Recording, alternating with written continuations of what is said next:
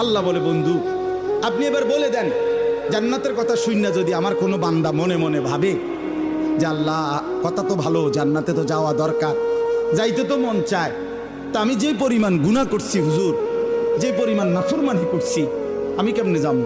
আমার তো গুনাহ অনেক বেশি। তা আল্লাহ বলেন, নাব্বি ইবাদি আন্নী আনাল গফুরুর রহিম। বন্ধু বলে দেন, বান্দা গুনাহ যত বেশি হোক কোনো অসুবিধা নাই, আমি আল্লাহ গফুর রহিম, আমি চূড়ান্ত ক্ষমাশীল, আমি চূড়ান্ত দয়াবান। আসমান পর্যন্ত যদি গুনাহ পৌঁছে যায়, কসম আল্লাহর আমি ওয়াদা দিলাম মাফ করে দেব।